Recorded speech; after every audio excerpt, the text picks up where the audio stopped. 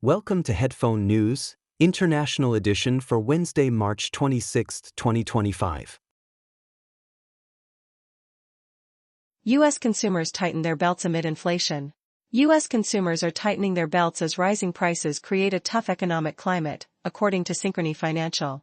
Many Americans are racking up more debt, with overdue payments on auto loans, credit cards, and home equity lines increasing.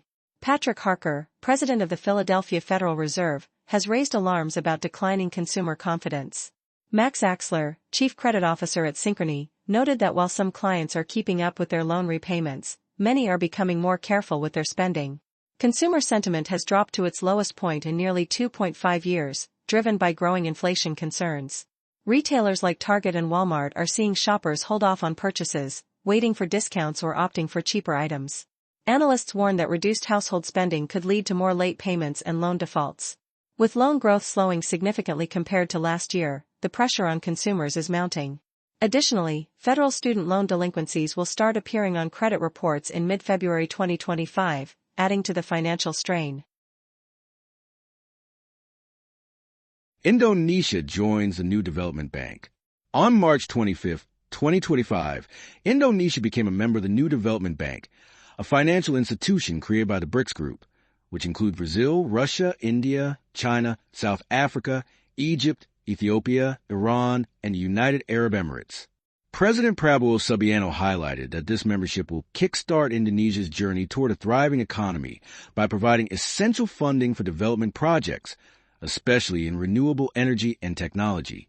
Founded in 2014, the new development bank focuses on supporting infrastructure and sustainable initiatives in its member countries.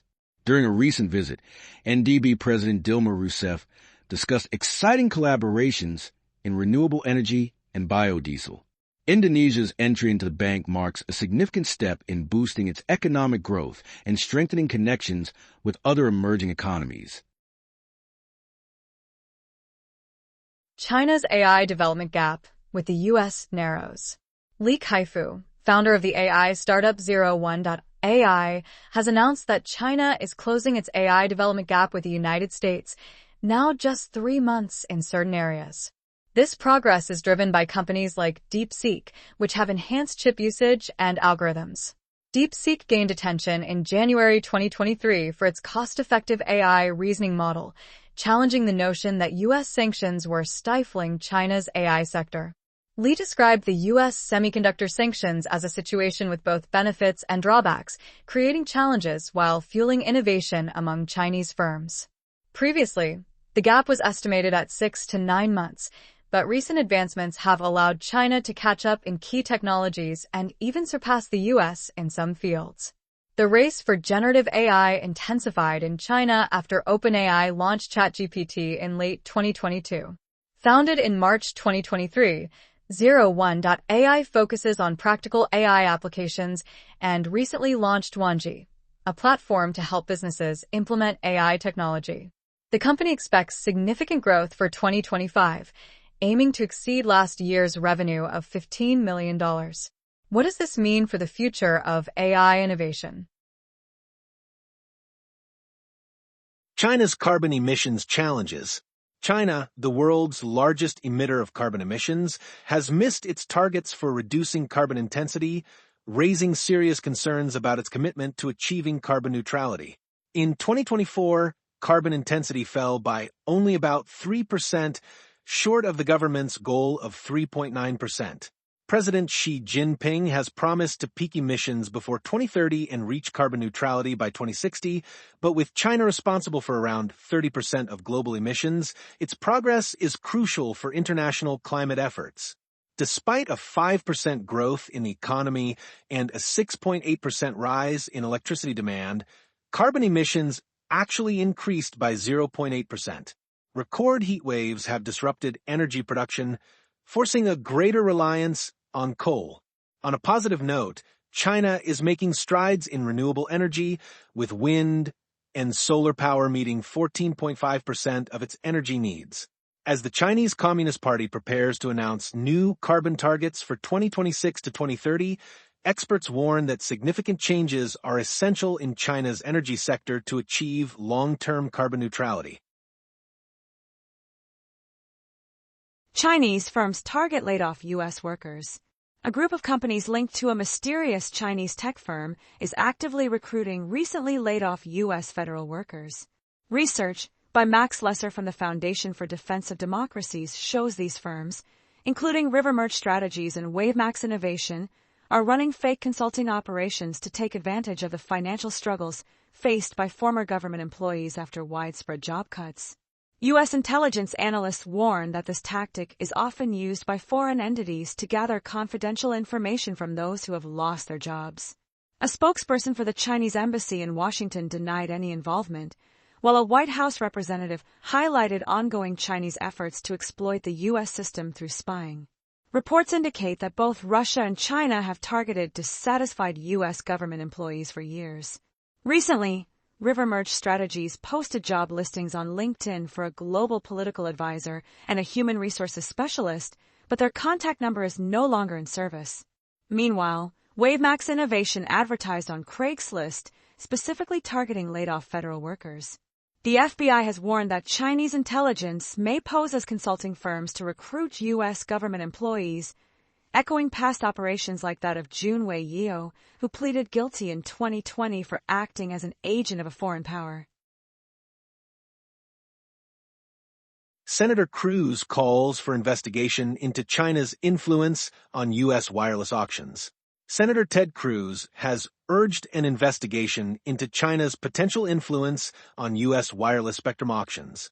This comes after the Federal Communications Commission, or FCC, lost its authority to conduct these auctions in 2023. Cruz pointed out that China is aggressively seeking to lead in telecommunications technology, and a new auction could bring in over $100 billion for the U.S. government.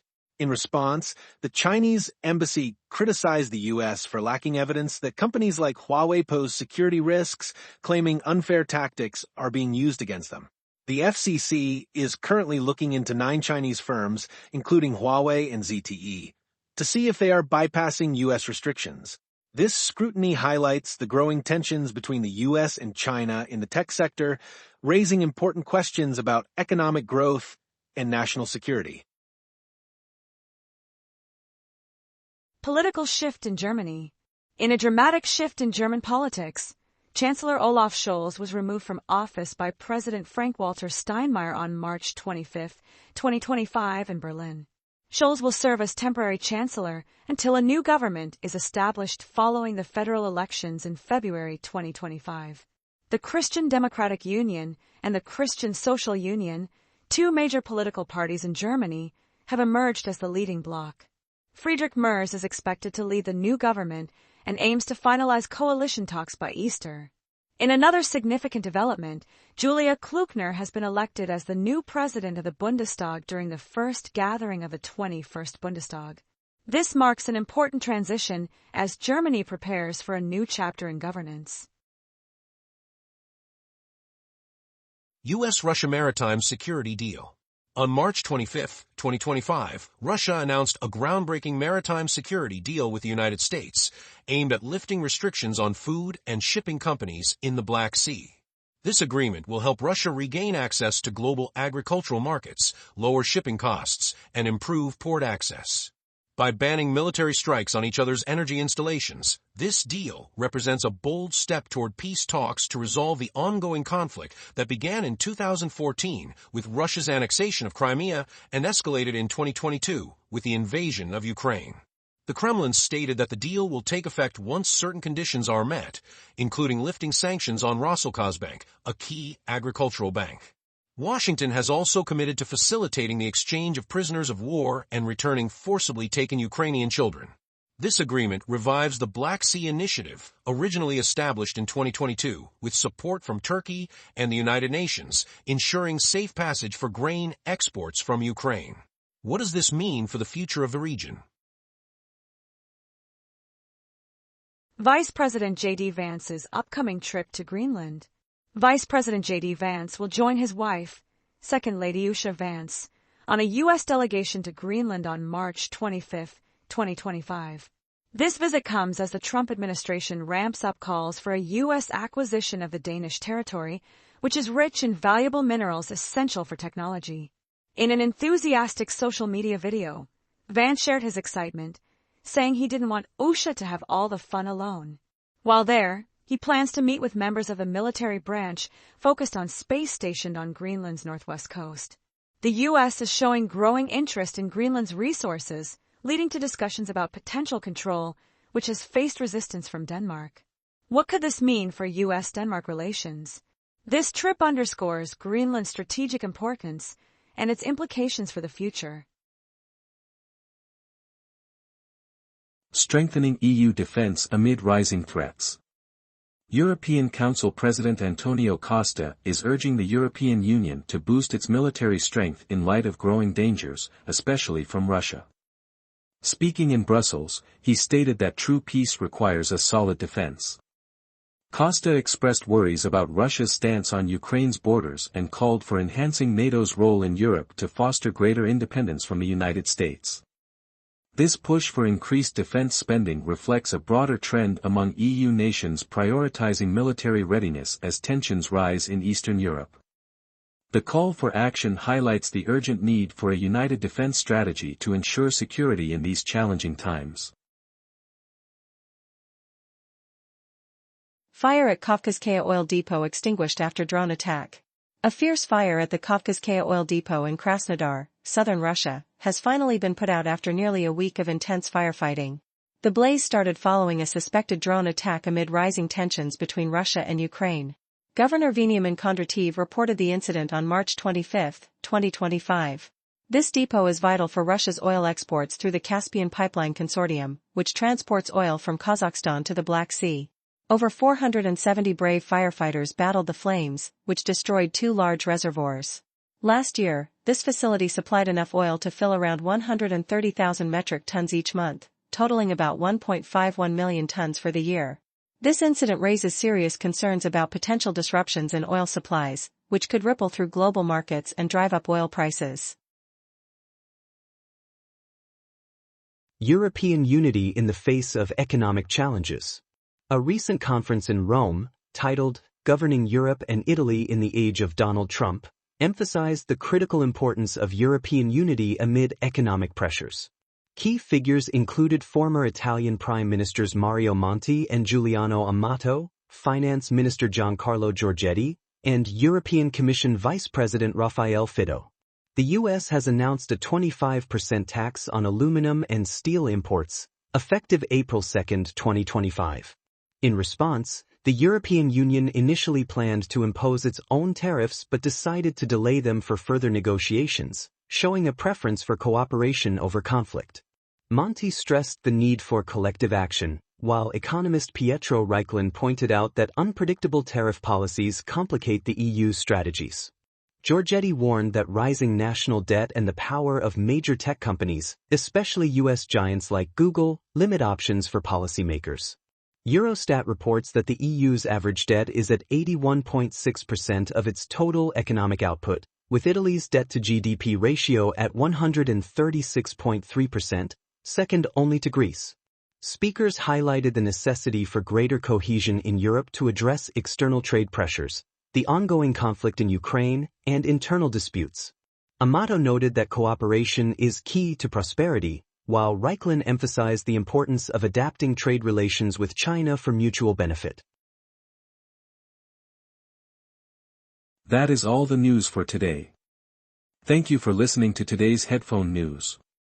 News summary brought to you by AI.